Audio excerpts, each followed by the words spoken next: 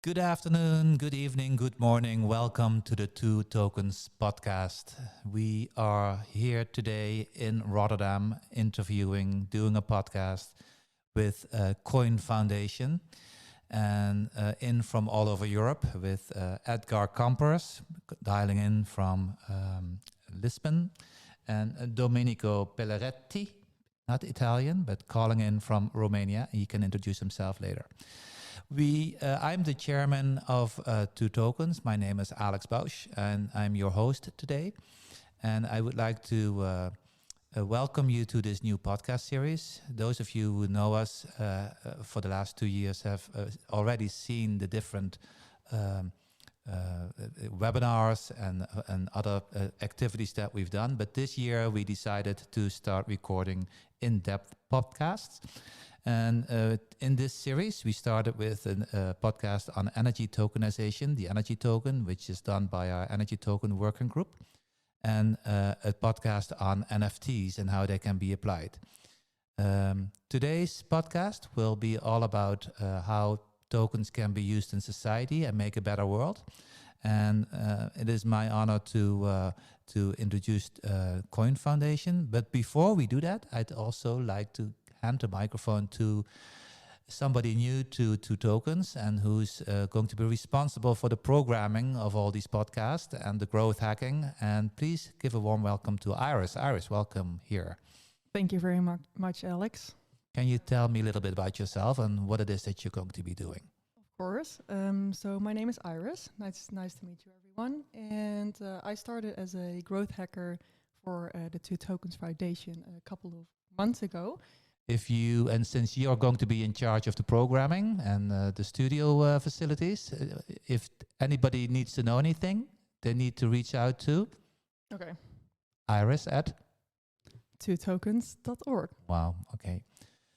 Welcome, Edgar. Can you tell us a little bit about yourself, please? Yes. So my name is Edgar Kampers, and I'm the founder of Qoin, and I'm in the world of community currencies. That's the topic of today. For over 30 years. There are more people in Qoin like me. It's an industry that's, say, 20, 30, 40 years older than the blockchain industry. And in that world, we already used tokenization or currencies for quite some time. And what did you call them, tokens 20 years ago, 10 years ago, or was it called something else?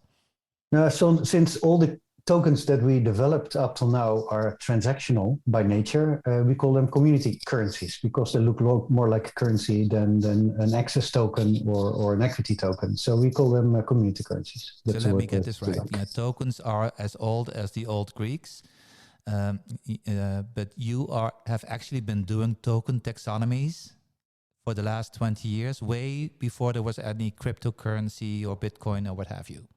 Yes, yes. So the people in my industry started probably in the mid 80s of the last century, where you see all hosts of communities starting up that use their own currencies as a response to one, globalization, and also because computers made it very easy to do these type of things. Before that, it was paper, very tough. From that moment on, we could have an Excel sheet in which we did all the calculations. So that's how it started. I entered that industry in 1993.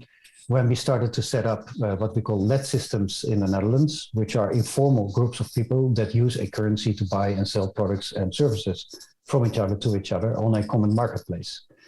And we started the first one in Amsterdam in 1993 under the name Noppes. It's still there, noppes.nl. Everybody can look it up. And it's a small community of enthusiastic people that still do the same thing. That's a really nice bridge to Domenico. I understand that you just did a PhD on this subject and you are one of the officers of the Qoin Foundation. Can you tell us a little bit about yourself and what you're doing in tokenization?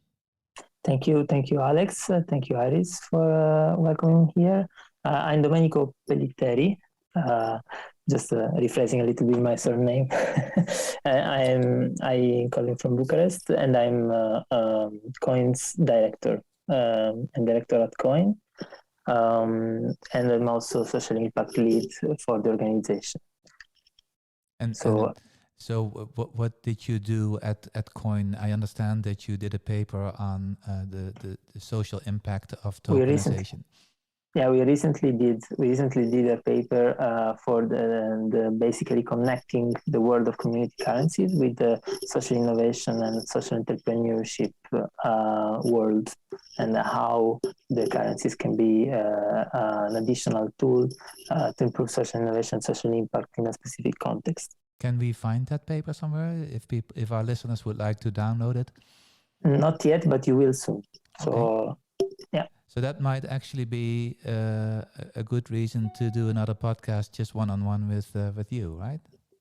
Absolutely. What would be the title of that podcast? What would be the title? So that podcast, that research will be. It's a good question, huh? The title could be like digitalization, social innovation, and complementary currencies. Why and what? Or yeah, I'm not still some work to do on that, but. Well, the purpose of today is to dive into the applied research that we as Two Tokens have done in the last 3 years, and moving forward, and what we're going to be doing in 22, and also to announce the close cooperation with Qoin. And what Edgar and myself have established in the last 3-4 months, Edgar, correct me if I'm wrong, is that we are very complementary. Whereas at Two Tokens, we always focus on adoption and how the tokenization is already here, and it's not just cryptocurrency or crypto assets, but it's in everyday industry. You have, in fact, been doing it, and in many cases for good causes. How do you see that we can apply the learnings of Qoin Foundation and to the working groups and use cases that we've been working on with Two Tokens here in Europe and abroad? Edgar. Yeah, thank you, Alex. So we did a little thinking in how to explain a little where we come from. So it's easy to see how we can continue in working together with Two Tokens. And we can do that by giving 3 historical examples and then analyze that a little to see what we would do different in, say, this time frame too. So the first example, I think, Domenico, you can give that, the Curitiba one. Yes. The Curitiba example is basically referring to a currency that was developed in the past, in the 90s, by the mayor of Curitiba, and that was basically, this was a part of a bigger project of urban regeneration that was applied in Curitiba, and was to tackling the problem of garbage in the favelas of the city that was in full development. Basically, they didn't have much of a budget to deal with waste management and recycling. And what they created was an entire program that could basically help people that needed mobility. So they needed to move from the periphery where they were living to the center, and they were incentivized to recycle. And they were incentivized to recycle through giving them a token. They created a token, actually. They call it like that. It was a physical token back then. They created that token for using the bus. And meanwhile, they improved a lot the bus services. They created a network that was basically a network, a very fast network of buses in the city. And this helped to not only to increase the green mobility, but also to reduce the waste in the favelas and to recycle. That program had massive success among people. People started to use more public transport. They started to recycle. The favelas became parks. More than 17 parks out of several poor neighborhoods that were built. 62 poorer neighborhood exchanged around 11 tons of garbage, and nearly 1 million bus tokens were sold. And that was one example from the past, when there was no blockchain yet, when the digitalization was not yet there. We were just at the beginning of the computer, but already tokens were used in public policies in this case. But there are many other examples related to the private sector. And to bring that one step further, in around 2000, we were able to create a project in the city of Rotterdam together with the city, the environmental services of the city, the RET, the tram company, the waste company in the city, 3 different banks, one of them being the Rabobank, some energy companies and 100 entrepreneurs, and basically all cultural organizations in the city of Rotterdam. And we copied the basic idea of Curitiba there, and we made it electronic. So the citizens that joined, and we had 10,000 people on its heights, these 10,000 people got a card, and if they would shop in one of the 100 shops that would participate, they would get 1 point for every euro that they bought there. And if it was a green product or a solidarity product or whatever, water-based paint or light-saving bulbs, these type of things, they would get 4 points per euro spent. And the whole idea was that people would be incentivized to choose for the green option before they would choose for anything else. So we got European funding, we got funding from several ministries in the Netherlands, we got funding from the province and some private entities. And with that money, we had a program running for 1.5 years in which we were able to attract 10,000 people that were using this. And the points that they got for the green buying could be spent on, for example, going to the local cinema, going to the museum, going to the zoo, climbing the big tower in the middle of town, these type of things. It was a pretty successful product, and it was ended, which was really a pity, in 2003 when Pim Fortuyn was murdered and the whole system was stopped by the city of Rotterdam. But it was working very well, and we could prove that you can change the behavior of people on that scale by incentivizing them for the right type of behavior. So again, that is an example of a token system. Before there was blockchain, it was electronic, it was centralized, of course, but it was very possible to do so. So in a way, 20 years ago, a lot of these developments had already been introduced. And is it safe to say that with the current state of decentralized technology and where we are now, that more is possible, and in terms of adoption, we're bound to have a quicker adoption because people accept it more? Or what are your views on this?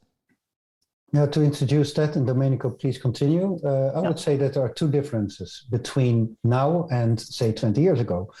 We had a financial crisis, which was huge. And in that financial crisis, people found out where money came from. They started to understand how it's created, and they also understood for the first time that poverty issues or environmental issues are connected in the way with the way we organize our global economy. So up till that moment, most of the currencies were sort of a response against this type of globalization issues. So very often they were defensive. But after that moment, they suddenly became an instrument that could be used by anybody who had a strong goal. For example, I want to separate waste in my community, or I want to fill up the theaters in downtimes, or whatever it is, and start to use these type of tokens. So that was number one. We understood that money is human invention, and that we can recreate it in a way that will serve our goals better. Now, that's, of course, very strong within the blockchain world. This is a notion that everybody uses all the time. And the second thing that changed is that blockchain was invented. So up till that moment, we only had centralized solutions, centralized bank type of solutions, in which we organized this with centralized marketplaces and centralized governance. Since blockchain is invented, we are able to do this in a different way. In the first, the first case, only the ledger itself would be decentralized, but nowadays we can organize decentralized autonomous associations or cooperatives that are going to organize this. We are able to bring the trust into the blockchain, meaning we have no center anymore that needs to correct everything and check everything and balance everything. So we have an opportunity that we never had before. For us, the reason to work. And this is great, right? So blockchain, and I'm a techie, so I can relate. But so how would my mother-in-law use this? She doesn't know about blockchain. I don't think she cares. She maybe has an iPad, and she uses electronic banking.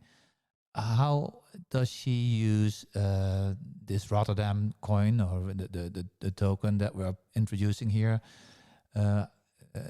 How is that different from 20 years ago? Maybe I could try to reply with that with another example that is not directly on blockchain, but there are others that are made on blockchain on the same line of currencies. That is a currency in VilaWatt that's close to Barcelona. This is called VilaWatt, and is basically a currency that is was created in 2020 and was actually funded by European funds. The idea was to tackle energy poverty in a specific neighborhood of the city of VilaWatt, which is a medium city of 60,000+ inhabitants. And they wanted to deal with a broader project of a neighbor regeneration. So basically, they wanted to deal with energy poverty. And among the things that they basically implemented, so they implemented an advisory service for energy efficiency for the households. They implemented the building renovation, so they funded with subsidies building renovation. And they also started to supply the production of renewable energy through panels installation in the house of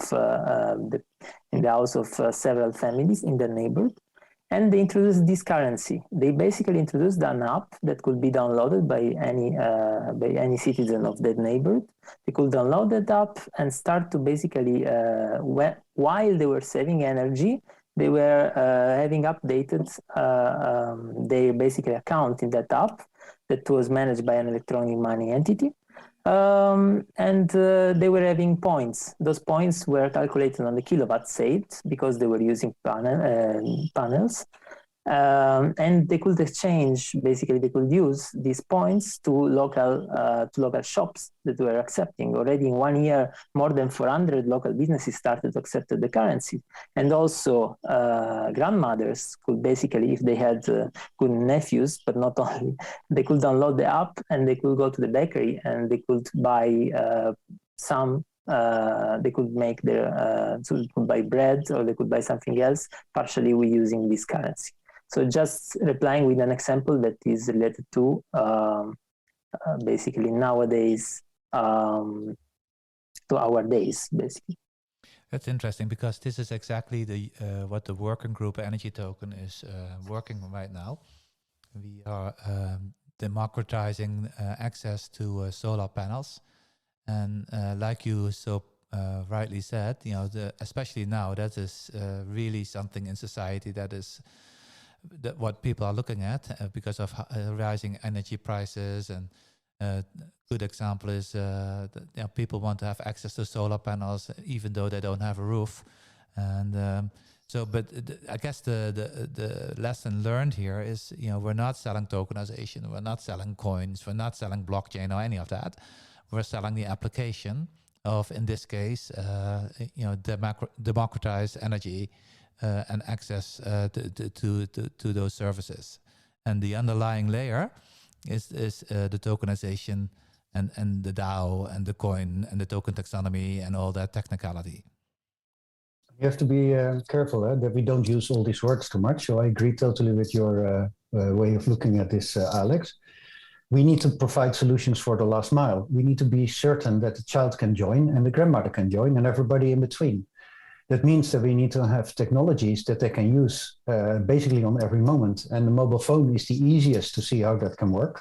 Still, there is a small group that can't be part of it, so they need a nephew for the support. So what we can add there, which we also did in certain projects, is we can add a NFC card. So just like a normal bank card or an overweight public transport card that you can use to identify yourself and to get or spend your tokens. That comes with other problems because you still need to have a communication layer, and the app allows you to do the transactions and the marketplace and the communication layer. If you just have something for the transactions, then you need to organize the other two. But that's then typically what we would do. We would try to find solutions that can be used by the target groups that we are trying to address. And if it's the general audience, then it needs to be good enough for all of them. Yeah, I was trying to share a slide, and we call it Power to the People. I'm not sure if you can all see this, but that's what we're looking at, right?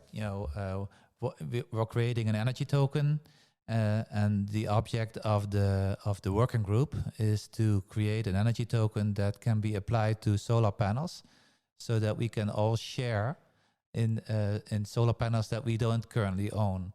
And so in terms of technical expertise, we need to look at how you implement this, and in terms of how the solar panels are deployed on the roof, and crypto anchoring, all those technicalities. That's one aspect. A very big aspect is, of course, the legal regulatory. You cannot create a token and just send it to someone else, because all of a sudden that may be perceived as seen as a payment, and then you have a payment token, which the central banks won't like. But so this is in a way what we do.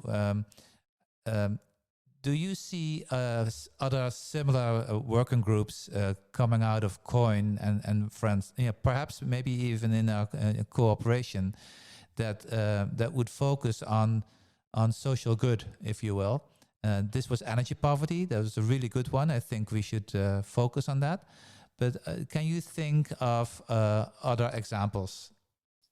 So let's both come with one example. I would be very interested to automatic invoicing, netting of invoices.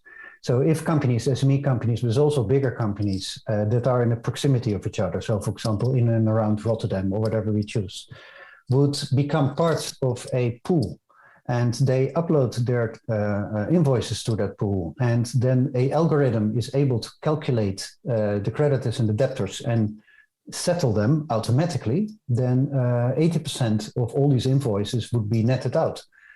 And a small part would be left, and that small part, of course, need another solution. So you need to pay anyways for that part, or you need a token that is doing this, or you need a liquidity provider that takes it over, and then it sounds like factoring. Something like that is probably one of the solutions that we want to work on, focused on SME companies. Here, we did not script this, but it's beautiful that you made this bridge, because that's another working group at 2 Tokens, Edgar. And good idea to become part of that then. Yeah, that's the invoice token that we've been working on with Crowdsea and ABN AMRO Bank and some other industry players. Granted, we haven't been looking at the social aspect of this, but you make a very good point. Maybe you should join that working group. Absolutely. So the huge problem here for SME companies, so small and medium-sized enterprises, is that they have limited working capital, and they can't get a loan easily at a bank. And if they get a loan, it comes at a high costs because they don't have collateral. They have nothing to back it. That limits the options a lot. At the same time, as long as they have enough liquidity and all if they send out invoices, if they're all paid in time, they can continue. This all stops when parties are slow in their payments, and they slow down the whole ecosystem, not just that one company. And we try to solve it with this type of solution. Domenico, would you have another example?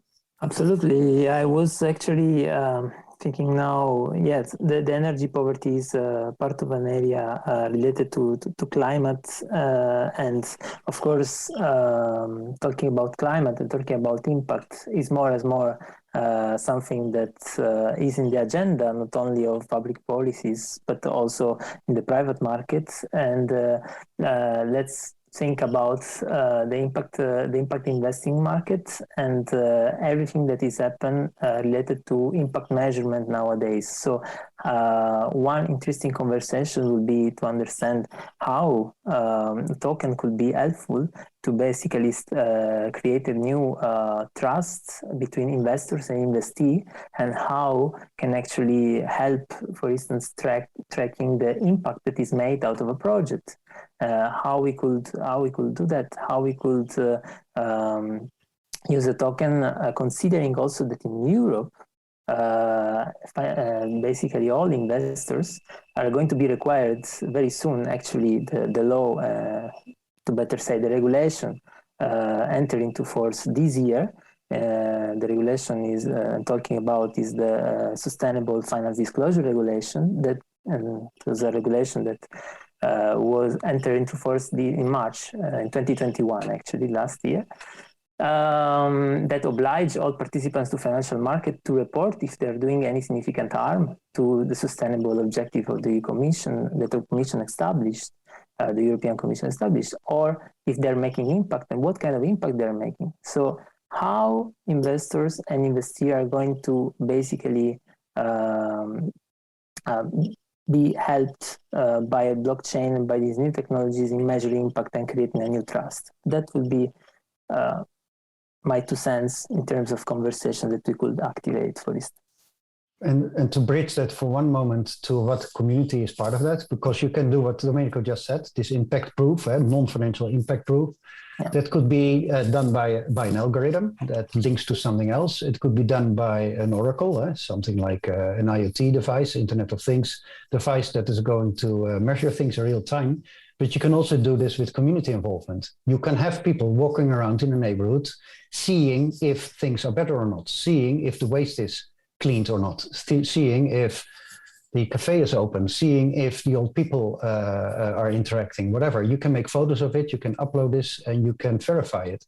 And you can use the community or community members to do that. So these type of tokens are starting in several decentralized autonomous organizations, and we could also build it in the type of solutions that we are developing. So that also sounds a little scary somehow, right? It's a little bit Big Brother watching you, dystopia. What are your views on that? If all of a sudden in totalitarian regimes you might expect this, but how does this work in terms of privacy, GDPR? Those are big questions, and not. I don't think we will answer them here, but I think we could easily do a working group on that. So let me give the difference then. One big difference between if you would do this in a centralized country or in a decentralized context, because that is the big difference here, is that in the decentralized context, your governance is organized in a different way. Suddenly, all the community members could have a say or a stake in the organization that is going to do this, meaning they can decide on the most important things. It's also much easier to keep the privacy of people in a blockchain solution than in centralized solutions. If you design this well, things don't leak. At the same time, I think that on the community level, where people live close to each other, say in the same street or the same neighborhood or the same village, that in these situations, privacy is important, but it's not important that you're anonymous. It's okay to be a known participant within the community because it's bigger than the family, but it's smaller than the big world. So it's the world where you live, where you have your restaurants and your shops and your football club. And on that level, you are an active, if it's okay, you are an active member, an active community member, an active citizen. And you can strengthen that by doing it in the right way. And yes, for me, it is very important that in these type of solutions, the people have a role to play, maybe a leading role to play in what we develop. And let's remember that those are tools, and the way are applied, it's only up to the creators and the stakeholders involved. So it's always there. Huh? It's how you design it and how inclusive you design something, and how social you want to make your impact, and so on and so forth. We could continue on that path. Yeah, let's spend a different session on that aspect, because tools, are just that, tools. I did hear one of, in this funding example that you used, Domenico, it's democratization of funding. And that's what ICOs and tokens and initial coin offerings, token offerings have been all about. Is that something that Qoin Foundation has been looking at as well, or funding smaller medium enterprise or companies that are, in a tough spot trying to get finances, or is that historically not something that Qoin has looked at? Yeah, historically, we have looked at the impact to the communities and to different stakeholders, and we were working with several. So we were working with investors that wanted to create currencies in their own properties, but we worked also with the cultural association and about the history of what we brought up in terms of supporting social media enterprises and social innovators. Edgar can effectively tell you more. So Edgar, this really goes to next generation capital. Which two tokens, that was really the origins of two tokens, finding alternative means of financing smaller medium enterprise, beyond crowdfunding. Yes. So we have a project in Romania, and Domenico already spoke about that, in which we try to create a whole suite of instruments that is useful for smaller companies, micro enterprises, nano enterprises, social enterprise, whatever we have, because they don't have access to finance, and that is worse in Romania than in Northwest Europe. So how do you create this? And what NextGen Capital is trying to do is one of these perfectly aligned tools that could be used in that situation. And there are other things like everybody knows them. We have crowdfunding, and of course that looks a little like the same thing. We have this credit clearing, which is an example. I just gave you the example, but we also have what they call B2B exchanges, in which companies buy and sell to and from each other using their own currency. And this one is regulated by the European Union in a very nice way, because as long as it's a mutual with a limited amount of members that are known, you are allowed to do a lot of things in the law, within the law. So you find a lot of these type of companies worldwide, more than 1,000, also in the US. So all these different tools are under research in this Romanian project, and with several we have hands-on experiences, and we would love to add NextGen Capital solutions to that as well, because I think it's a very good idea. Awesome. Iris, I think if I look at you, there's at least 3 or 4 more sessions that we could schedule with Edgar and Domenico and the people from Qoin. I would like to welcome all the listeners around the world to zoom in and ask us specific questions that you'd like to see answered. What would be the first podcast that we should schedule after this one with Edgar and Domenico? What's you're looking from the editorial board? I think NextGen Capital. Yeah. So I think I would go for another podcast that we dive deeper into the startup funding. What we're doing with the use case and NextGen Capital. Good. Well, we would love to join that one and see what we can contribute to this. With that said, please be sure to come back to this channel. We will also be introducing other events in the next 3-4 months together with Domenico and some other people within the organization. I thank you for listening to today's podcast. Any closing remarks? Thank you for hosting us. It was a pleasure. Thank you very much. Thank you very much, Alex and Iris.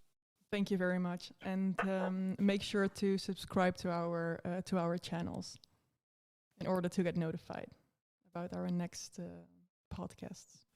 That was it for today's podcast. Thank you for listening in, and please subscribe so you don't miss out on our upcoming episodes. If you want to get in touch with us, you can find our contact details at www.twotokens.org.